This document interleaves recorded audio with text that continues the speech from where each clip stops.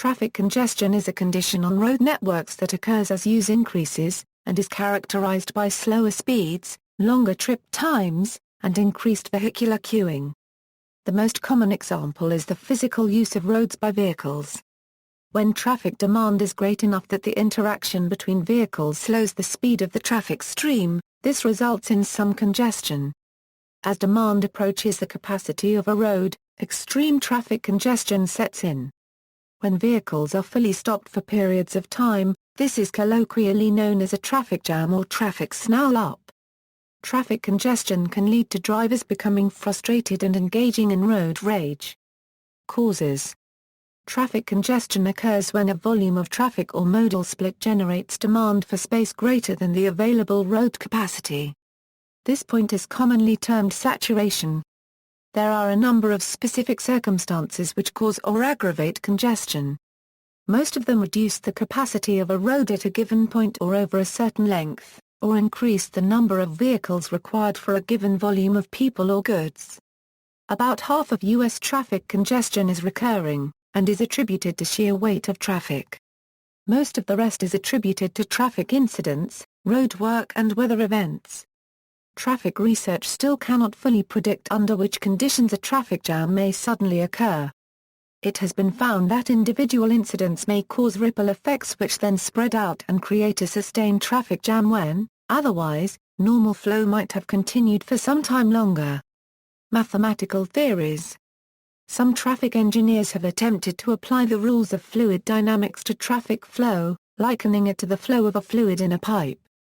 Congestion simulations and real-time observations have shown that in heavy but free-flowing traffic, jams can arise spontaneously, triggered by minor events, such as an abrupt steering maneuver by a single motorist.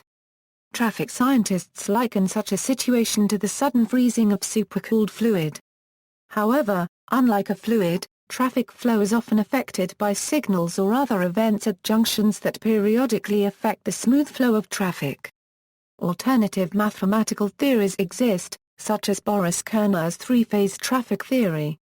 Because of the poor correlation of theoretical models to actual observed traffic flows, transportation planners and highway engineers attempt to forecast traffic flow using empirical models. Their working traffic models typically use a combination of macro, micro and mesoscopic features, and may add matrix entropy effects, by platooning groups of vehicles and by randomizing the flow patterns within individual segments of the network. These models are then typically calibrated by measuring actual traffic flows on the links in the network, and the baseline flows are adjusted accordingly. A team of MIT mathematicians has developed a model that describes the formation of phantom jams, in which small disturbances in heavy traffic can become amplified into a full-blown, self-sustaining traffic jam. Key to the study is the realization that the mathematics of such jams, which the researchers call jammetons, are strikingly similar to the equations that describe detonation waves produced by explosions, says Aslan Kazimov, lecturer in MIT's Department of Mathematics.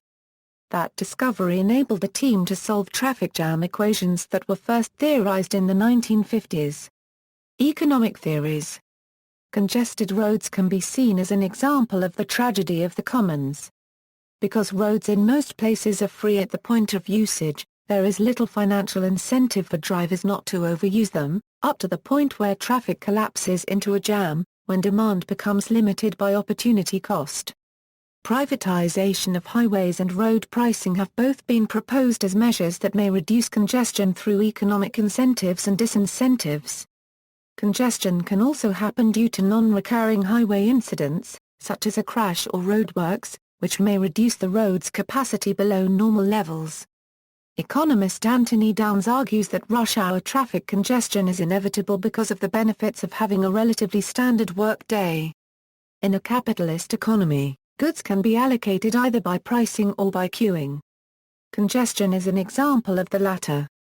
Instead of the traditional solution of making the pipe large enough to accommodate the total demand for peak-hour vehicle travel either by widening roadways or increasing flow pressure via automated highway systems, Downs advocates greater use of road pricing to reduce congestion, in turn plowing the revenues generated therefrom into public transportation projects. A 2011 study in the American Economic Review indicates that there may be a fundamental law of road congestion. The researchers, from the University of Toronto and the London School of Economics, analyzed data from the U.S. Highway Performance and Monitoring System for 1983, 1993 and 2003, as well as information on population, employment, geography, transit, and political factors. They determined that the number of vehicle kilometers traveled increases in direct proportion to the available lane kilometers of roadways. The implication is that building new roads and widening existing ones only results in additional traffic that continues to rise until peak congestion returns to the previous level. Classification. Qualitative classification of traffic is often done in the form of a 6-letter AF level of service scale defined in the Highway Capacity Manual, a U.S. document used worldwide. These levels are used by transportation engineers as a shorthand and to describe traffic levels to the lay public. While this system generally uses delay as the basis for its measurements, the particular measurements and statistical methods vary depending on the facility being described. For instance, while the percent time spent following a slower-moving vehicle figures into the LOS for a rural 2-lane road, the LOS at an urban intersection incorporates such measurements as the number of drivers forced to wait through more than one signal cycle.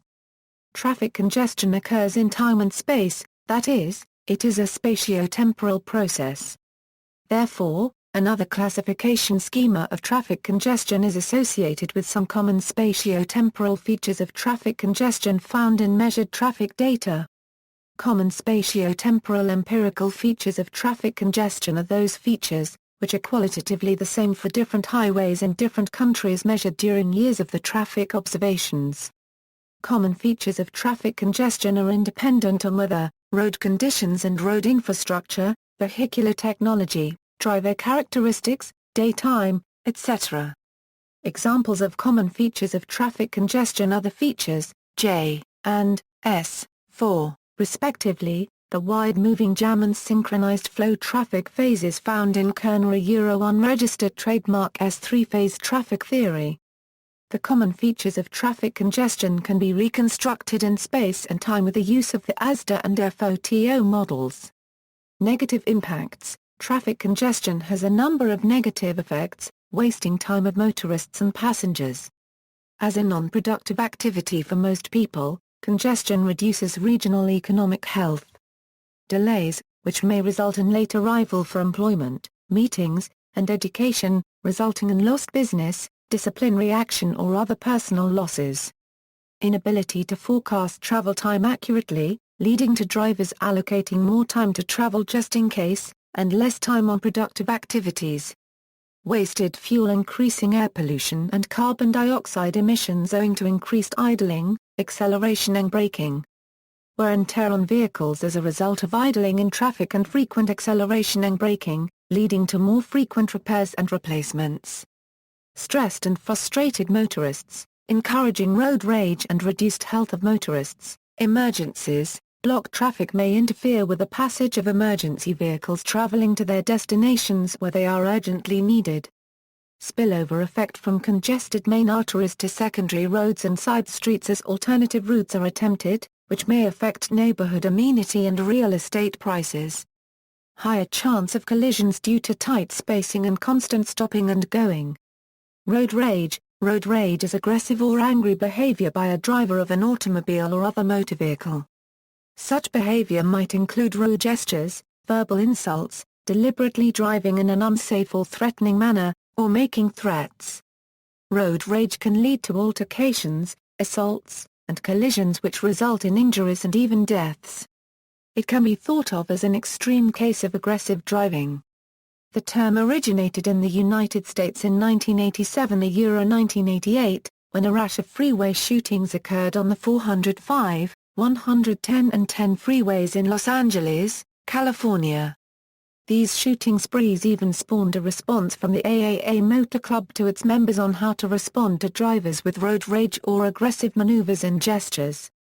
Positives of traffic congestion. Congestion has the benefit of encouraging motorists to retime their trips so that expensive road space is in full use for a greater number of hours per day. The standard response to congestion is to expand road space somehow, perhaps by widening an existing road or else by adding a new road, bridge or tunnel. However, this could well result in increased traffic flow, otherwise known as induced demand, causing congestion to appear somewhere else. Moreover, Bress's paradox shows that adding road capacity might make congestion worse even if demand does not increase.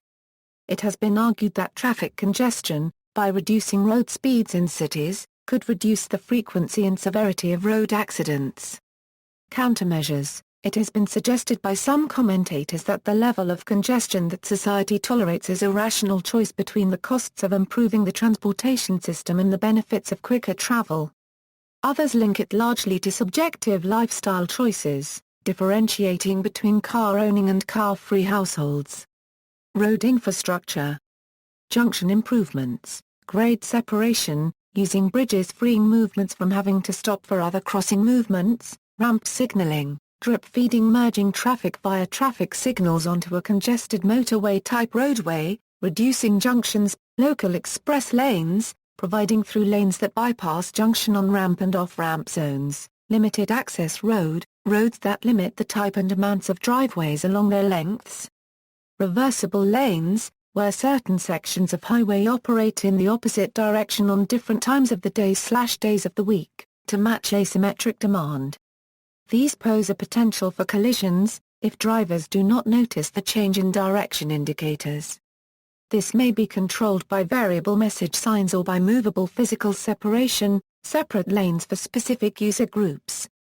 Bus lanes is part of a busway system, HOV lanes, for vehicles with at least 3 riders, intended to encourage carpooling, slugging, impromptu carpooling at HOV access points, on a hitchhiking or payment basis, market-based carpooling with pre-negotiated financial incentives for the driver.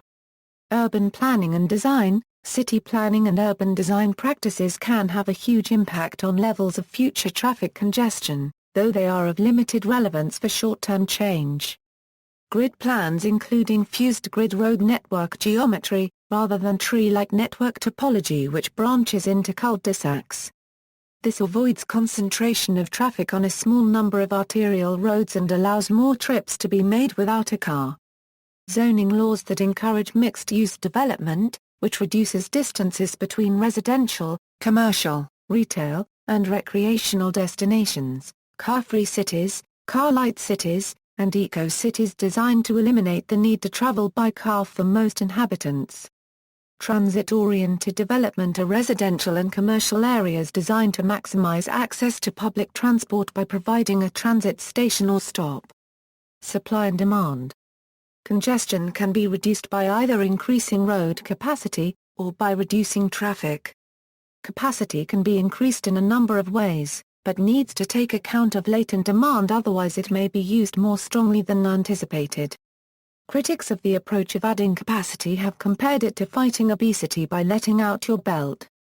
For example, when new lanes are created, households with a second car that formerly was parked most of the time may begin to use their second car for commuting. Reducing road capacity has in turn been attacked as removing free choice as well as increasing travel costs and times, placing an especially high burden on the low-income residents who must commute to work. Increased supply can include adding more capacity at bottlenecks, adding more capacity over the whole of a route, creating new routes, traffic management improvements. Reduction of demand can include parking restrictions, making motor vehicle use less attractive by increasing the monetary and non-monetary costs of parking, introducing greater competition for limited city or road space. Most transport planning experts agree that free parking distorts the markets in favor of car travel, exacerbating congestion. Park and ride facilities allowing parking at a distance and allowing continuation by public transport or ride sharing. Park and ride car parks are commonly found at metro stations, freeway entrances in suburban areas, and at the edge of smaller cities. Reduction of road capacity to force traffic onto other travel modes.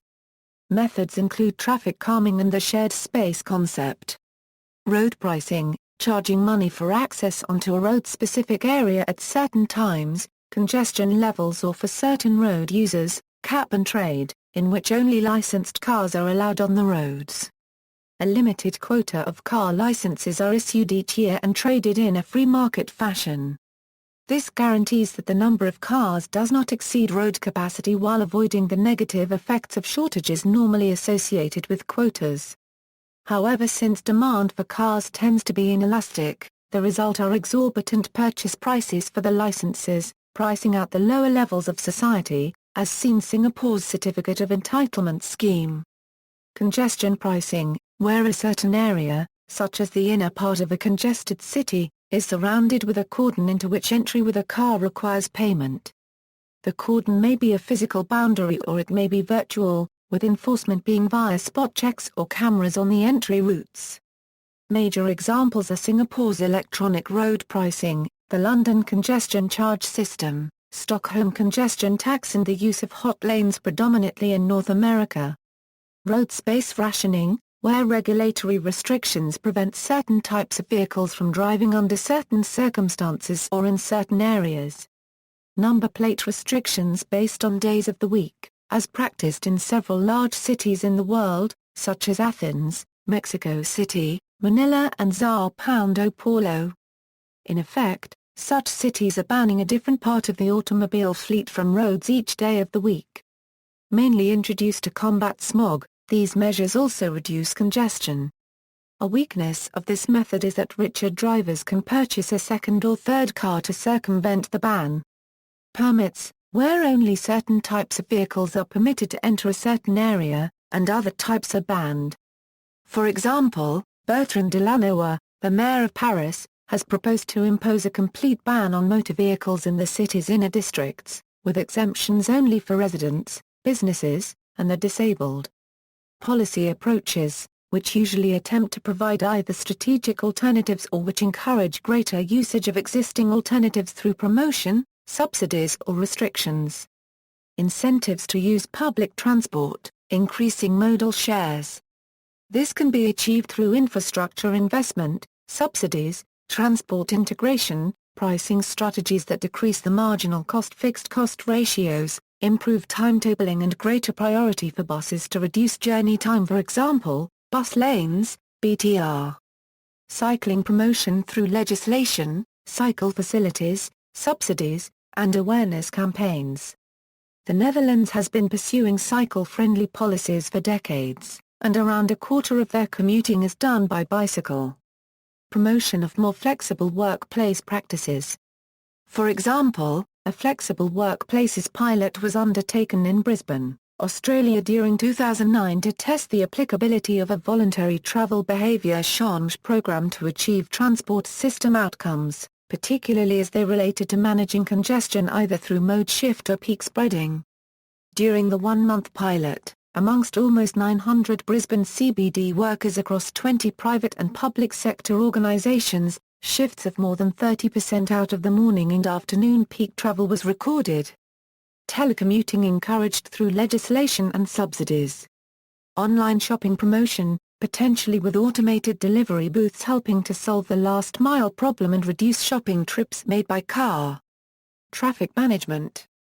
Use of so-called intelligent transportation system, which guide traffic reporting, via radio, GPS and mobile apps, to advise road users, variable message signs installed along the roadway, to advise road users, navigation systems, possibly linked up to automatic traffic reporting, traffic counters permanently installed, to provide real-time traffic counts, convergence indexing road traffic monitoring, to provide information on the use of highway on-ramps, automated highway systems, a future idea which could reduce the safe interval between cars and increase highway capacity by as much as 100% while increasing travel speeds, parking guidance and information systems. Providing dynamic advice to motorists about free parking, active traffic management system opens up UK motorway hard shoulder as an extra traffic lane. It uses CCTV and VMS to control and monitor the traffic's use of the extra lane. Other associated, school opening times arranged to avoid rush hour traffic. Considerate driving behavior promotion and enforcement. Driving practices such as tailgating and frequent lane changes can reduce a road's capacity and exacerbate jams. In some countries signs are placed on highways to raise awareness, while others have introduced legislation against inconsiderate driving. Visual barriers to prevent drivers from slowing down out of curiosity. This often includes accidents, with traffic slowing down even on roadsides physically separated from the crash location. This also tends to occur at construction sites, which is why some countries have introduced rules that motorway construction has to occur behind visual barrier, speed limit reductions, as practiced on the M25 motorway in London. With lower speeds allowing cars to drive closer together, this increases the capacity of a road. Note that this measure is only effective if the interval between cars is reduced, not the distance itself. Low intervals are generally only safe at low speeds. Lane splitting filtering, in which some jurisdictions allow motorcycles, scooters and bicycles to travel in the space between cars, buses, and trucks. By country, Australia, traffic during peak hours in major Australian cities, such as Melbourne, Sydney, Brisbane and Perth, is usually very congested and can cause considerable delay for motorists. Australians rely mainly on radio and television to obtain current traffic information. GPS, webcams, and online resources are increasingly being used to monitor and relay traffic conditions to motorists. Bangladesh, traffic jams have become intolerable in Dhaka. Although a modern city should have 25% of its total area devoted to road use, Dhaka has only 7%. Some other major reasons are the total absence of a rapid transit system, the lack of an integrated urban planning scheme for over 30 years, poorly maintained road surfaces, with potholes rapidly eroded further by frequent flooding and poor or non-existent drainage, haphazard stopping and parking, poor driving standards, total lack of alternative routes, with several narrow and one-way roads. Brazil. According to Time magazine, São Paulo has the world's worst daily traffic jams. Based on reports from the company Engenharia de Tráfego, the city's traffic management agency, the historical congestion record was set on May 23, 2014, with 344 kilometers of cumulative queues around the city during the even rush hour. The previous record occurred on November 14, 2013, with 309 kilometers of cumulative queues. Despite implementation since 1997 of road space rationing by the last digit of the plate number during rush hours every weekday, traffic in this 20 million-strong city still experiences severe congestion. According to experts, this is due to the accelerated rate of motorization occurring since 2003 and the limited capacity of public transport. In São Paulo, traffic is growing at a rate of 7.5% per year, with almost 1,000 new cars bought in the city every day. The subway has only 61 kilometers of lines, though 35 further kilometers are under construction or planned by 2010. Every day, many citizens spend between 3 up to 4 hours behind the wheel. In order to mitigate the aggravating congestion problem, since June 30, 2008 the road space rationing program was expanded to include and restrict trucks and light commercial vehicles. Canada. According to the Toronto Board of Trade, in 2010, Toronto is ranked as the most congested city of 19 surveyed cities, with an average commute time of 80 minutes. China. The August 2010 China National Highway 110 traffic jam in Hebei Province, China, is considered the world's worst traffic jam ever, as traffic congestion stretched more than 100 kilometers from August 14 to the 26th, including at least 11 days of total gridlock. The event was caused by a combination of roadworks and thousands of coal trucks from Inner Mongolia unregistered trademark S coal fields that travel daily to Beijing. The New York Times has called this event the Great Chinese Gridlock of 2010. Towards the end of 2010, Beijing announced a series of drastic measures to tackle the city's traffic jam, including limiting the number of new plates issued to passenger cars to 20,000 a month and barring cars of non-Beijing plates from entering areas within the Fifth Ring Road during rush hours. India has a large number of increasing vehicles as the increasing number of middle class can now afford to buy the vehicles. Although India has launched various rapid transit like Kolkata Metro, Delhi Metro, New Zealand. New Zealand has followed strongly car-oriented transport policies since after World War II, and currently has one of the highest car ownership rates per capita in the world, after the United States. Turkey. In recent years, Istanbul Metropolitan Municipality made huge investments on intelligent transportation systems and public transportation. Despite that, traffic is a main problem in Istanbul. Istanbul has chosen the second most congested and the most sudden stopping traffic in the world.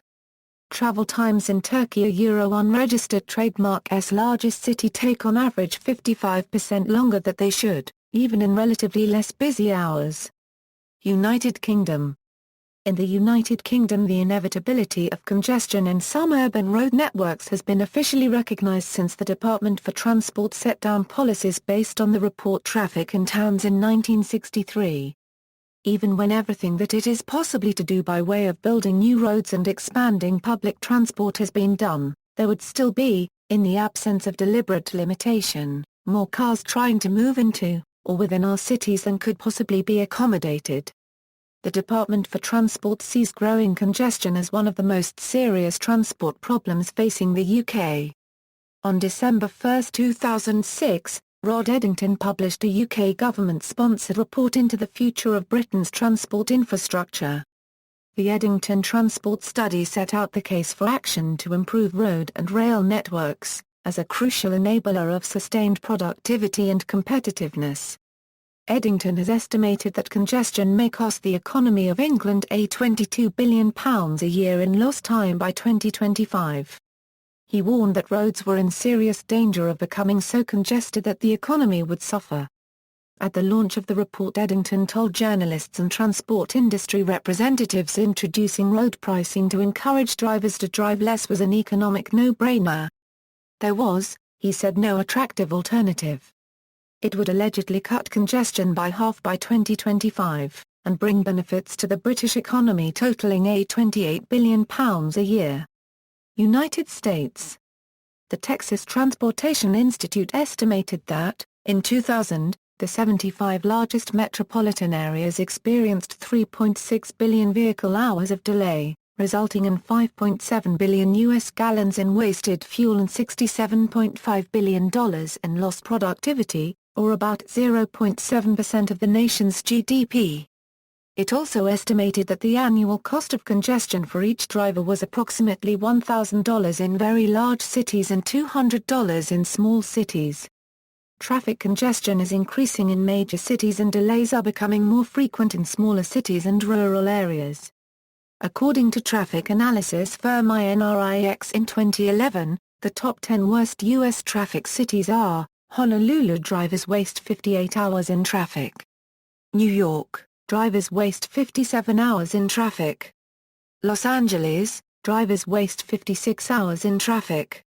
San Francisco, drivers waste 48 hours in traffic. Washington, D.C., drivers waste 45 hours in traffic. Bridgeport, Connecticut, drivers waste 42 hours in traffic. Chicago, drivers waste 36 hours in traffic. Boston, drivers waste 35 hours in traffic. Seattle, drivers waste 33 hours in traffic. Austin, drivers waste 30 hours in traffic. The most congested highway in the United States, according to a 2010 study of freight congestion, is Chicago's Interstate 290 at the Circle Interchange. The average truck speed was just 29 mph. See also, Journal of Transport and Land Use, Kerner a Euro unregistered trademark S breakdown minimization principle, peak car, Smeed's law, Transims, transportation forecasting, traffic message channel, references. Further reading, D. Chowdhury, L. Santon, and A. Shadenider. Statistical Physics of Vehicular Traffic and Some Related Systems. Phys. Rep. 329 199 a Euro 329, 2000. 1, D. Helbing. Traffic and Related Self-Driven Many-Particle Systems. Reverend Mod. Phys. 73, 4, 1067 a Euro 1141, 2001. 2, B.S. Kerner, Introduction to Modern Traffic Flow Theory and Control, The Long Road to Three-Phase Traffic Theory, Springer, Berlin, New York, 2009, B.S. Kerner, A Physics of Traffic, Springer, Berlin, New York, 2004, Koslowski, Many. Avraham N. Kluger and Mordecai Reich. Commuting Stress, New York, Plenum, 1995. Koslowski, Many, and Moshe Kraus. On the Relationship Between Commuting, Stress Symptoms, and Attitudinal Measures, Journal of Applied Behavioral Sciences, December 1993, 485 €92. K. Nagel and M. Schreckenberg. A Cellular Automaton Model for Freeway Traffic. Journal de Physique I, 222-21 €2229, December 1992. K. Nagel. High-Speed Microsimulations of Traffic Flow. Ph.D. Thesis, Universität Currency TZU Car Paragraph LN, 1994. 3. Small, Kenneth A. Urban Transportation. In David A. Henderson. Concise Encyclopedia of Economics. Indianapolis, Library of Economics and Liberty. ISBN A978-0865976658. OCLCA 237794267 Victoria Transport Policy Institute, Smart Congestion Relief Comprehensive Analysis of Traffic Congestion Costs and Congestion Reduction Benefits Widderman, Simulation des Straßenverkehrsflusses. Schriftenreihe v. 8, 1974. Institut für Verkehrswesen. Universität Currency T. Karlsruhe, External Links, Institute of Transportation Engineers Esmer Rivoet, Modeling Traffic on Motorways, State-of-the-Art, Numerical Data Analysis, and Dynamic Traffic Assignment, Katholieke Universiteit Leuven, 2006, A Physics of Traffic Jams, How Traffic Works from HowStuffWorks.com, Traffic Bulldog Commuter Advocacy, Big Traffic Jams, A Photo Tour Slideshow by Life magazine, Anatomy of a Traffic Jam.